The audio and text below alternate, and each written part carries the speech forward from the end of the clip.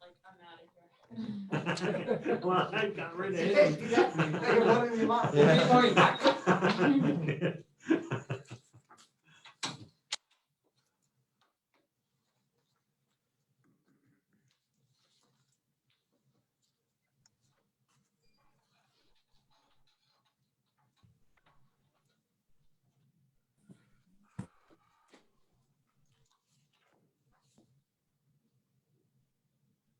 Yeah, we're good.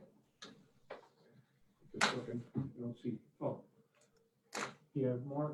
oh, yes, there's- okay, we're good. Is he online? Yeah, he Yes, was. He was talking before you. Oh, you were, okay. Yeah, I can respond back, All right. but I couldn't. Now call the meeting of the Carbon County Board of Commissioners to order. Please rise for a moment of silence, prayer, and the pledge of allegiance. Oh God, thank you for the gift of this new day, and thank you for the blessings of this life.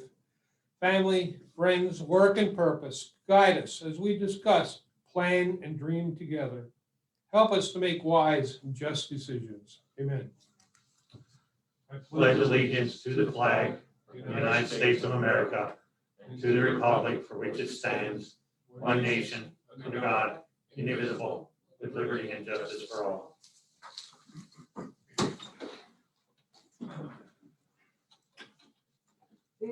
These proceedings are being recorded for the sole purpose of constituting the accuracy of written minutes.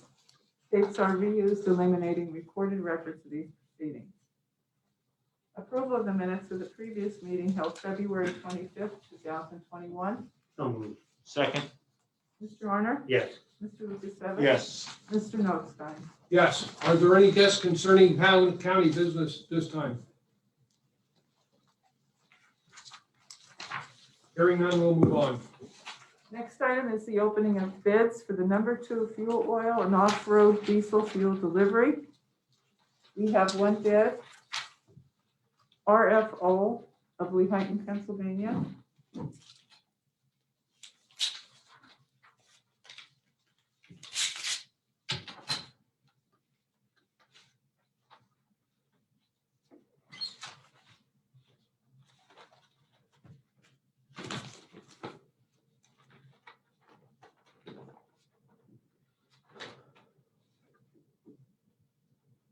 The amount bid is 49.7 per gallon above the published OPIS price on the date of delivery.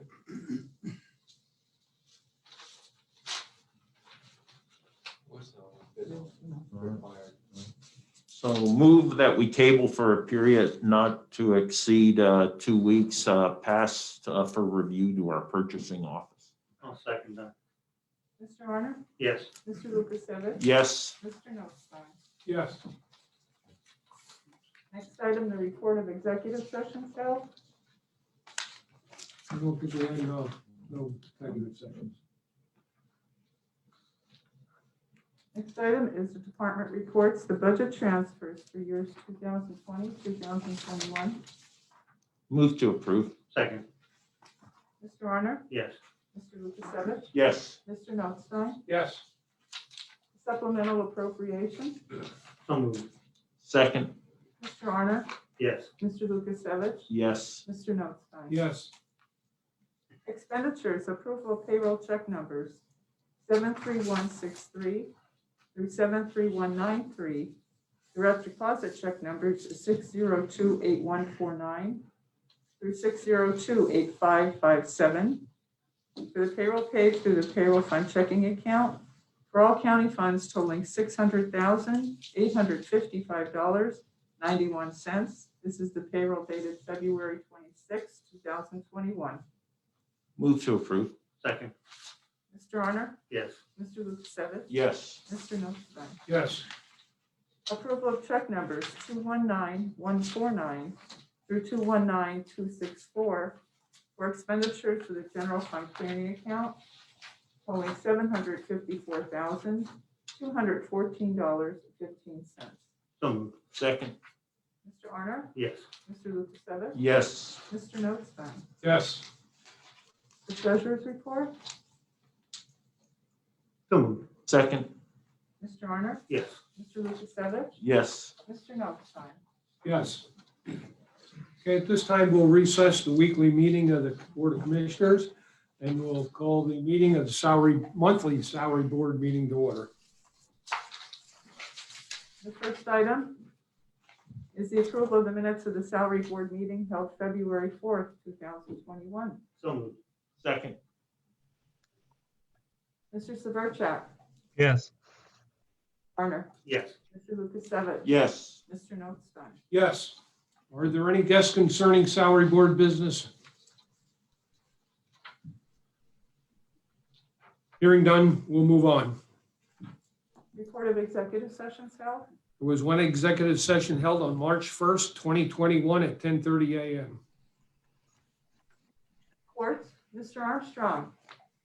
good morning. Change the rate of one, Department Clerk 3, from $12.31 per hour, grade 6, step B, to $12.68 per hour, grade 6, step C, effective March 9th, 2021. Change the rate. Second. Mr. Severcek? Yes, Mr. Arner? Yes. Mr. Lukasevich? Yes. Mr. Notstein? Yes. Public defender? Mr. Musso? Move to change the rate of one chief public defender from $62,431.76 per annum to $90,000 per annum, effective April 5, 2021. So moved. Or do I have a second? Okay. Mr. Musso? This. I'm going to refrain from voting. I was gonna say. For 19 years, I've refrained from voting on my own salary. Mr. Severcek? yes, Mr. Arner? Yes. Mr. Lukasevich? Yes. Mr. Notstein? Yes. The second motion, that motion is to abolish the position of one assistant public defender, the rate of $38,245.45 per annum, effective March the 4th, 2021. I'll second. Oh, go ahead. No, go ahead, Chris. Mr. Musso? Yes? Mr. Severcek? yes, Mr. Arner? Yes.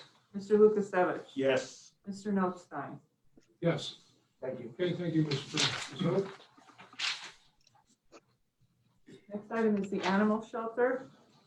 Change the rate of one part-time canine officer from $10.32 per hour, grade 3, step A, to $11.16 per hour, grade 4, step B, effective March 4th, 2021. So moved. Second. Mr. Severcek? yes, Mr. Arner? Yes. Mr. Lukasevich? Yes. Mr. Notstein? Yes. Human Resources Department, establish the position of one Human Resources Assistant Trainee at $13.84 per hour, grade 9, step A, effective March 4th, 2021. Move to establish. Second. Discussion. Yeah. The position is undeniably necessary to fill the demands on that office that we've all have witnessed, even once you remove COVID-19 and the demands that has placed on the office.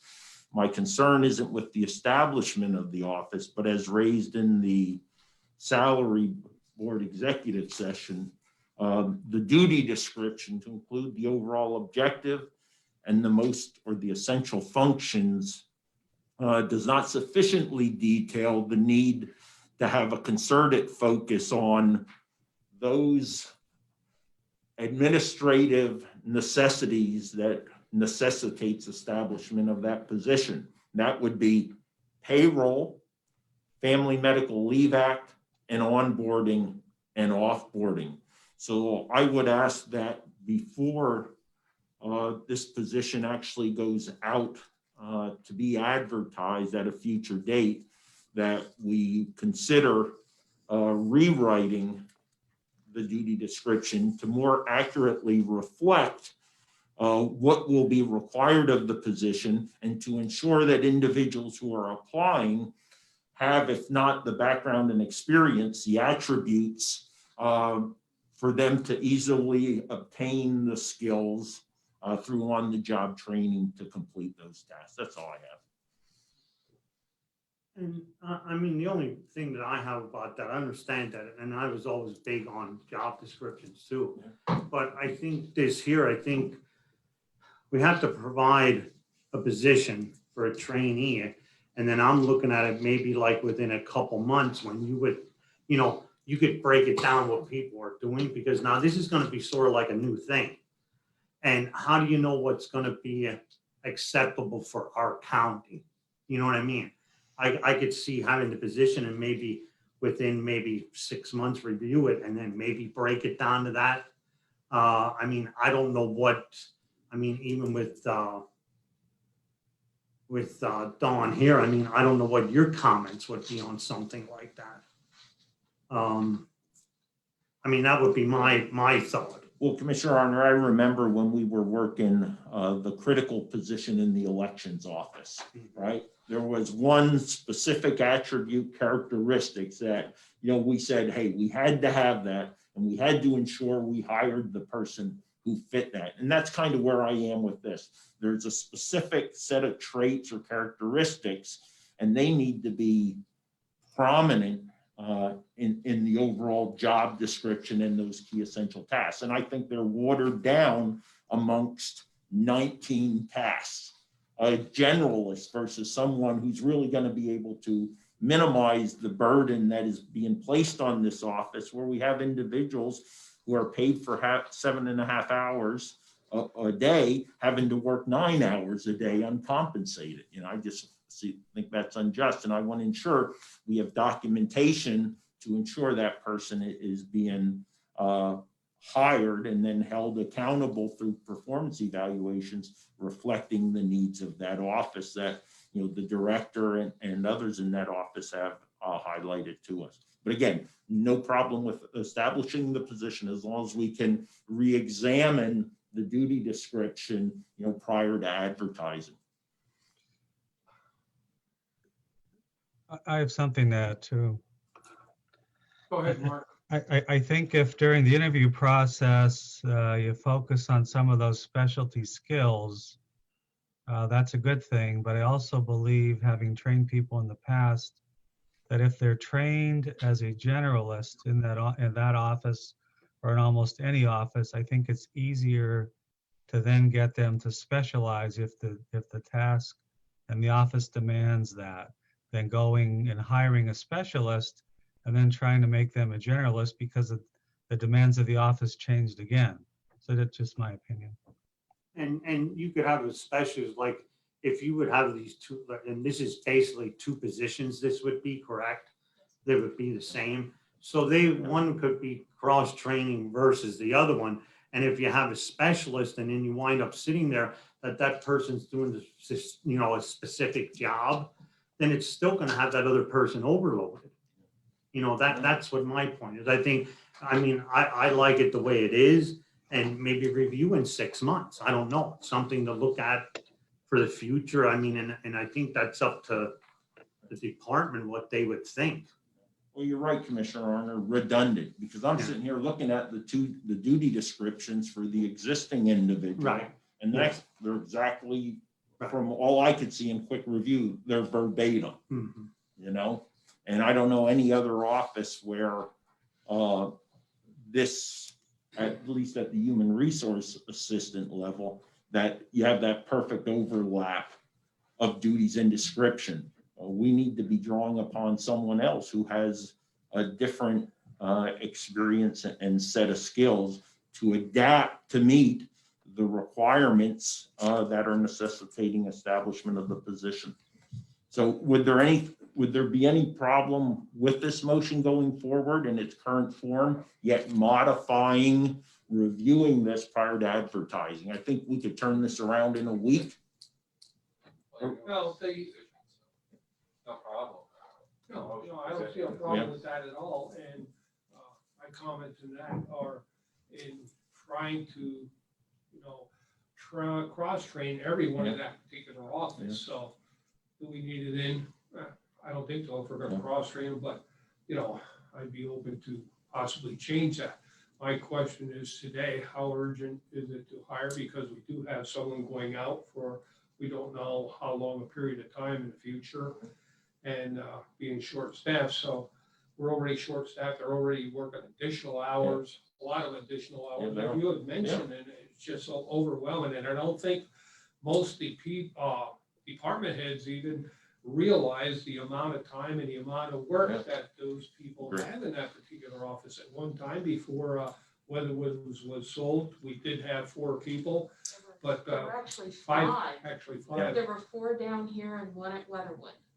Correct, that's right, I keep forgetting about the one at Weatherwood, so, so it is and things have changed a lot, not only the COVID, but all our processes, that we do more at our intake, inboarding, outboarding, et cetera. And just the FMLA and all the other issues that they're dealing with, all the personnel issues, it's just overwhelming. But I would just, and I know it's not in the agenda, we can always hammer out the policy or descriptions at a later date, and maybe even entertain a motion today to proceed with advertising. I don't know. And that's, we'll get to that afterwards. So let's take a Okay, yeah, handshake it over here. No. Motion to Can't- advertise. What? You don't need a motion. Just, Oh, I mean, that's right, well, wow. yeah. All you know now is voting to establish a position. Right. And like the thing about it, when you hire, like what I've seen when we hire for these positions, when you hire for a specific position, if we're taking somebody from another county that has that job, then people that we hire do not have all them qualifications, because we're not paying the amount that, like if they have qualifications here in Carbon County, they're giving them $5 an hour more, and we're training for them to come here. So how are we going to get somebody on if we would go exactly by all the qualifications? If we have a job description. So that's why my thought was, like, we have 2 positions that you can cross-train, and maybe it's a policy that we have to work on, as we're moving forward. A policy job description, but I mean, I don't know. I mean, I'm Any fine with further the way it is. discussion? Any further discussion? Call for the vote. Mr. Severcek? Yes. Mr. Arner? Yes. Mr. Lukasevich? Under the current duty description, no. Mr. Notstein? Yes. Next item is the tax assessment office. Change the rate of 1 chief assessor from $28.50 per hour, grade S11, step J, to $23.18 per hour, grade S11, step C, effective March 8th, 2021. So moved. Second, Mr. Severcek? Yes. Mr. Arner? Yes. Mr. Lukasevich? yes. Mr. Notstein? Yes. Establish the position of 1 assistant chief assessor trainee at $17.70 per hour, grade 11, step E, effective March 4th, 2021. Move to establish, Second. Mr. Severcek? Yes. Mr. Arner? Yes. Mr. Lukasevich? yes. Mr. Notstein? Yes. Abolish the position of 1 chief assessor trainee at $21.85 per hour, grade S11, step A, effective March 4th, 2021. So moved. Second, Mr. Severcek? Yes. Mr. Arner? Yes. Mr. Lukasevich? yes. Mr. Notstein? Yes.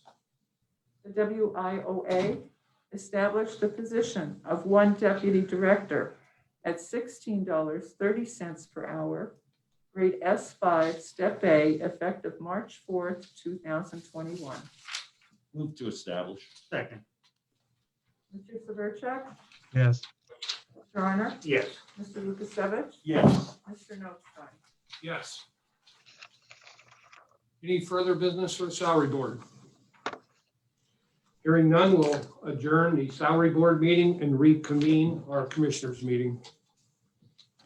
Next item is the personnel report. Move to approve, Second.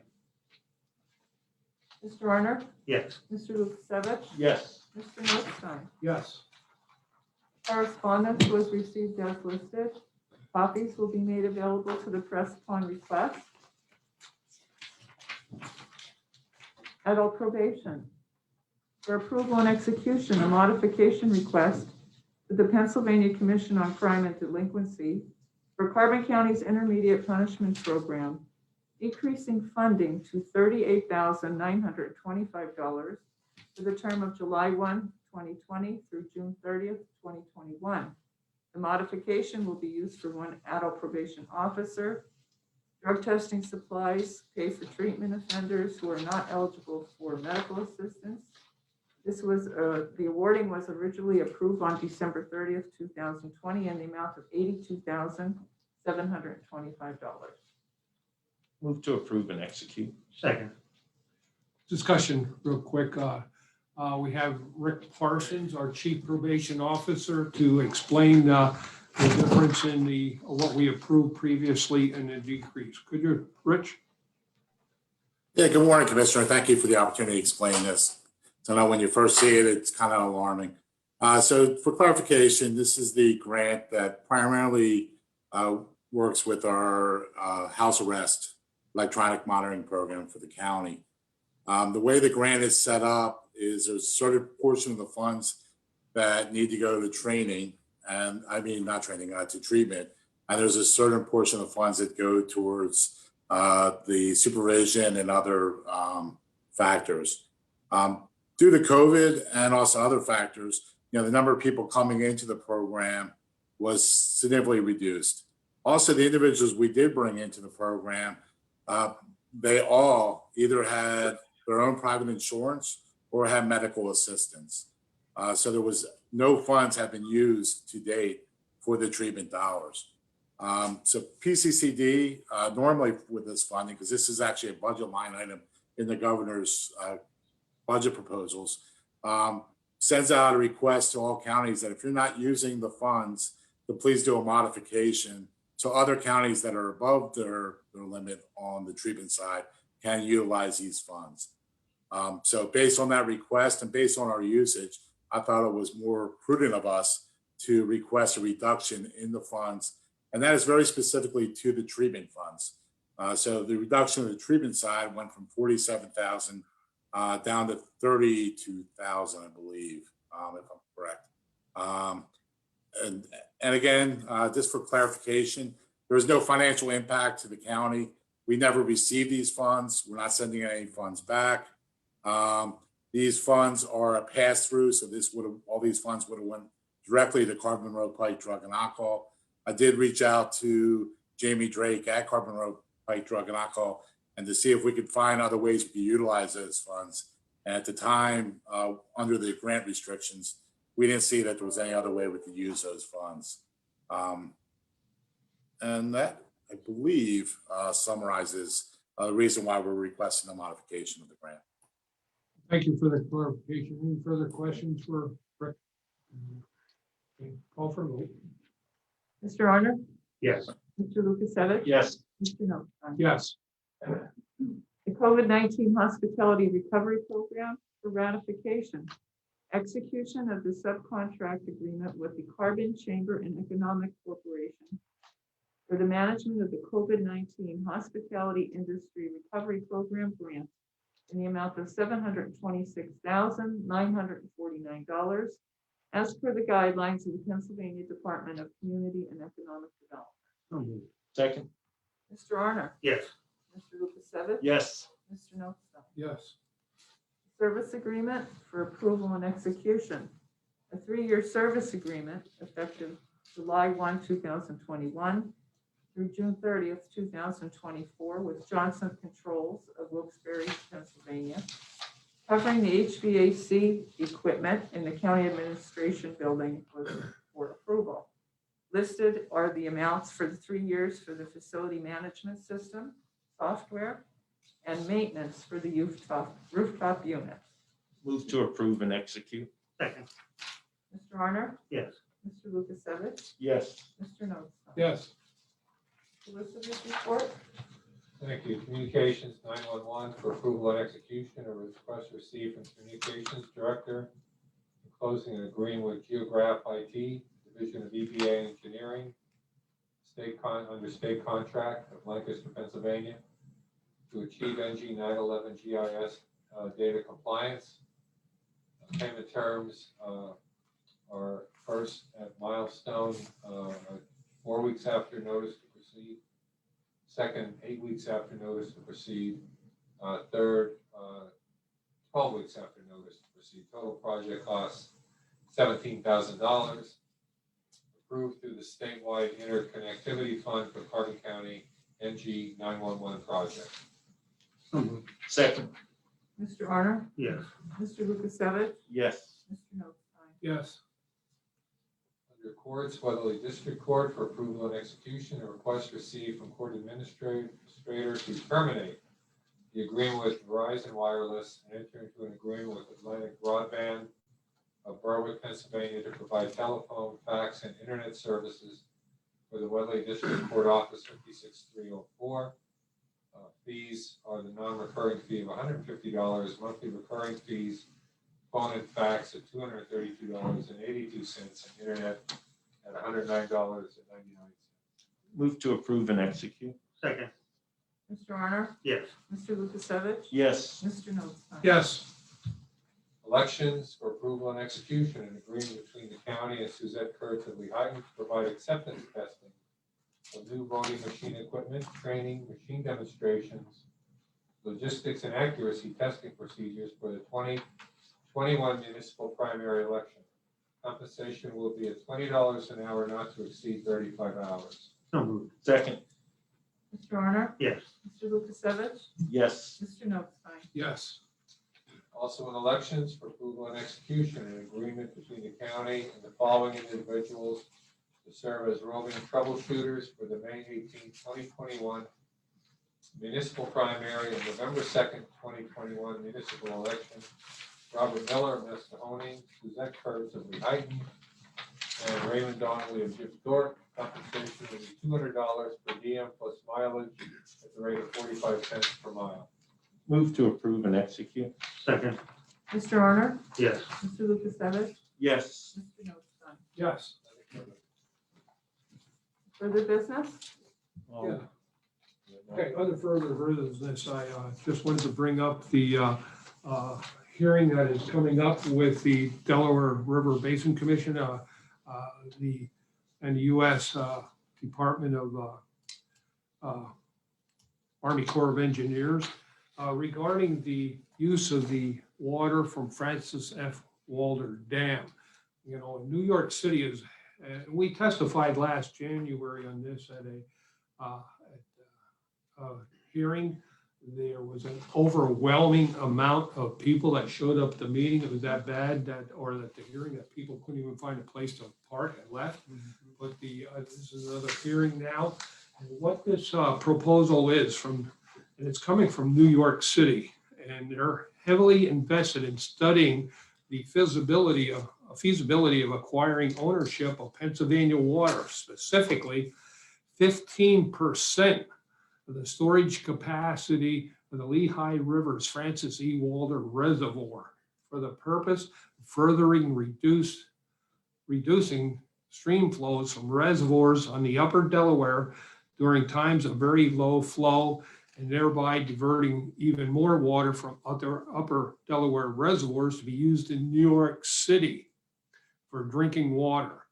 This plan would jeopardize not only Delaware River stream flows, which are already stressed during periods of drought or near drought, it would also jeopardize the well-established and highly successful recreational flow releases from the that support the economic vital recreation economy and around the Lehigh River. New York's ownership of 15% of the storage capacity would greatly efficiently remove storage opportunities for downstream recreation, and not only that, but use. I know at least one municipality along the Lehigh River in Carbon County that it has a pump on the river. It is their backup for droughts. If you know anything about the river flows in Carbon County or the Lehigh River, at times of drought, it's extremely low. and to remove additional water and jeopardize the downstream users of, from Lehigh, Northampton, Delaware, Philadelphia counties, et cetera. Everyone along the Delaware or Lehigh and Delaware River on the lower end would be greatly affected by this withdrawal or the 15% going to New York City. So last year, the county commissioners, we had done a resolution opposing it. We are working on putting together another statement for the hearing on March 18th. We will be presenting at 9:35 in the morning. Hopefully we'll be on time, and should we have to start the little late on the meeting on the 18th, I feel it is certainly a worthwhile project that we must participate in and show our support in opposition of the removal of our natural resources here in Carbon counties, because it has such a great financial impact. This morning, well, yesterday already, I was had a conversation with one of our rafting companies in the county who opposes it as well, and he's in touch with the other rafting companies who testified last year.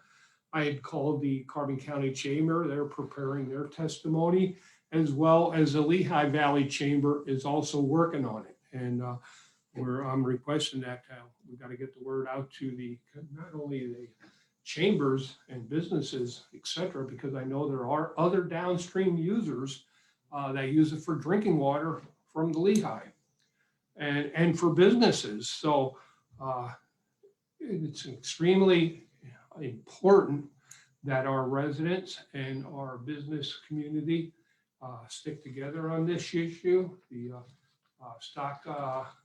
the Fish Stocking Association, et cetera, are all on board.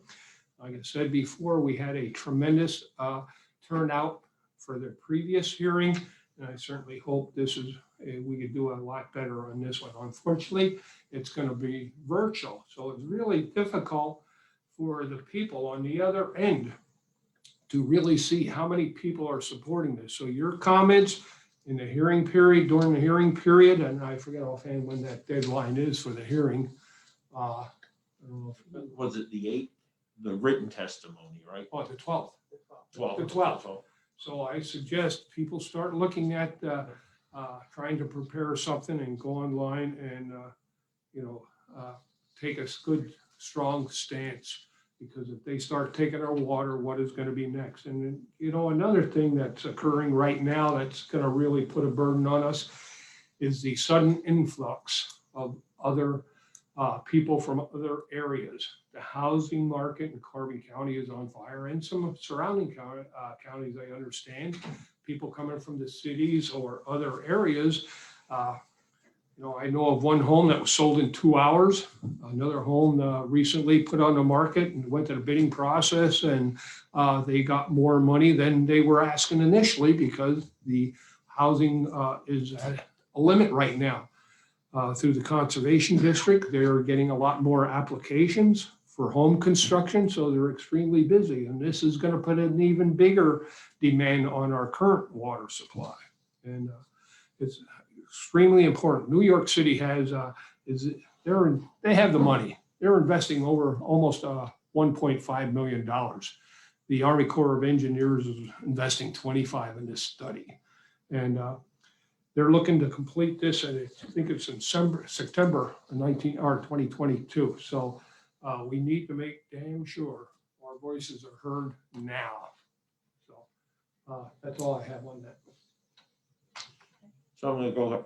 And Rocky, did you want to make any comments on Well, the only BRBC? thing that I said, Yeah. I've looked at it, I think that Pennsylvania has been very responsible with managing their water through the years. I mean, when I was a kid, Beltsville Dam was built. And that was built because they didn't want salt water to come back into Philadelphia. That was one of the reasons. But it was also for, like Wayne had commented, that it was to provide water throughout the Lehigh system, all the way down to Philadelphia. And I think we've been responsible for things, and there are going to be buildings, being built and towns getting a little bit bigger. And to me, it is we've been responsible in Pennsylvania. Why wasn't New York responsible like that? You know, and now all of a sudden they want to take our water. And my comment is, I don't know if they know it, but water flows downhill, not uphill. So that's why, I mean, I think Pennsylvania has really been responsible. And you know, you should help your neighbor, but you should also take care of yourself before you help your neighbor.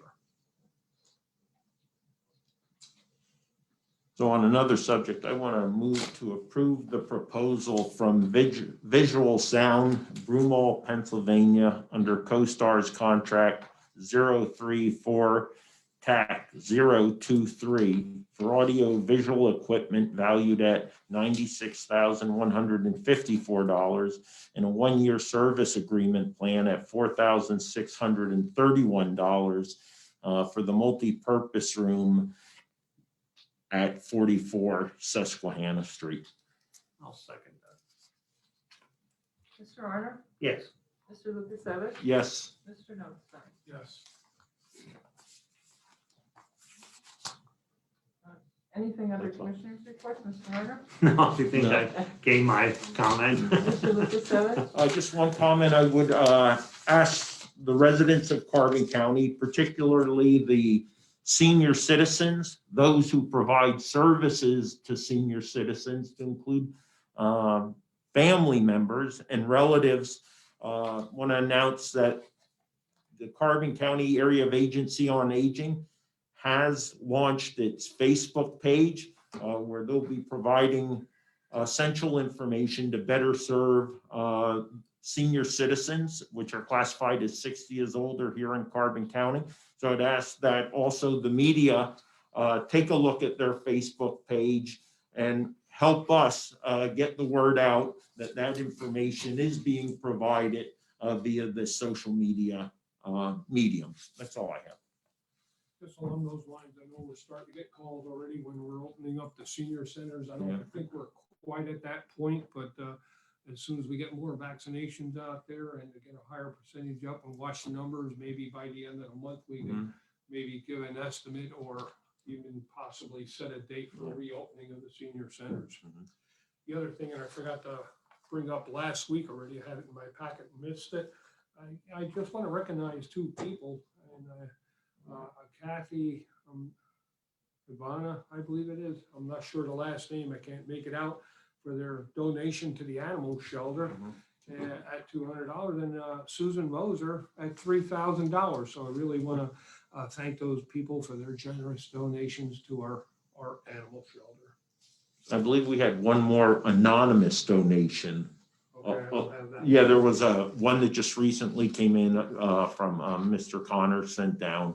There's another anonymous one that was significant also, so thanks. Yeah. Okay, that's all I have. Meeting adjourned. Okay, Kelly.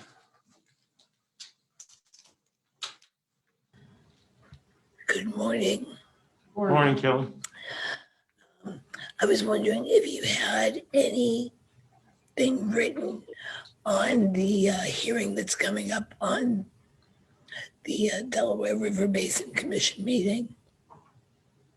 That's on March 18th. It starts at 9 a.m. We haven't drafted anything Yeah, yet. no, we're working. We just started. We just got notified a couple days ago, so we're gathering previous information and It's hosting. It's being sponsored by. You sent me the information. yeah. 1 second, Kelly. It's not being conducted by DRBC. No. It's being conducted by the Republican Leadership Committee. We have the email that we can forward to her. Yes. We'll send the information, Kelly. I appreciate that. Also, can I get the correspondence regarding the sanctuary cities? Yes, sure. And that's all I have. Thank you. Okay. Alyssa, good morning. Good morning. Morning. There's my video. So can I just also have copies of the correspondence about the Second Amendment sanctuary as well? That's all? Okay. And then also I saw there was a correspondence about the letters from the libraries, and I just wanted to know if there was any kind of update. I guess it was in the summer when the libraries came and did the presentation about how they were struggling. Have you guys heard anything from the libraries about, how they're doing, still struggling as far as finances? I don't know, they were just thank you letters, they really Yeah, didn't elaborate on donation, anything of that nature. I know Palmerton has been putting out a newsletter. They've been sending us through email, but The DIMIC, as also a board member on the DIMIC, DIMIC, just like the Palmerton, the Weatherly, the Lehigh Library, the Panther Valley Library, continues to provide services. A lot of the services are also going virtual with interactive opportunities and leveraging the online services that they provide also. And then the only other thing with the hearing for the Francis E. Walter Dam, could I have that information sent to me as well? I don't know, is there a link to join the hearing or to view the hearing on the 18th? I believe there is somewhere, it has to be, no, No, we don't have it. no, they would have to contact the person who had sent the email. Contact Okay. who? Okay, That was the person that sent the email. Okay, all right, thank you, that's all then. okay. Morning, Amy. Good morning, gentlemen. May I also please have copies of those correspondence and the email on the virtual meeting for the Francis E. Walter Dam? Sure. And just one other thing, in regards to an action on the salary board meeting, you had a significant hike in regards to the chief public defender position. Why was it such a big increase?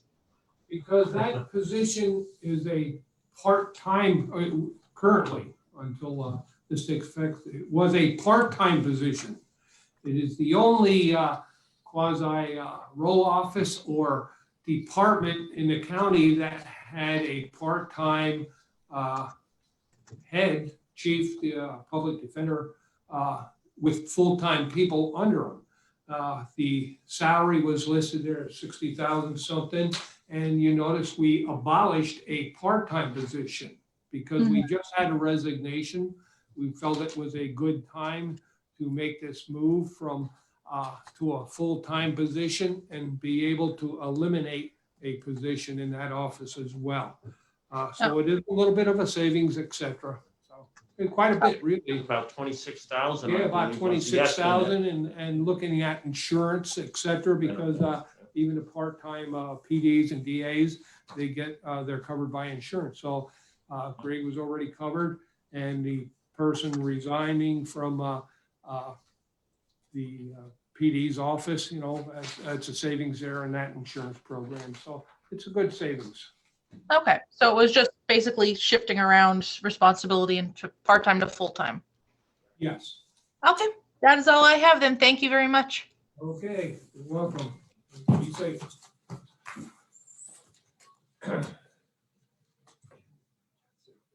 Did you write my statement down for the thing? I had to use Raston for one, so that was my written statement. That was it? Yes, I don't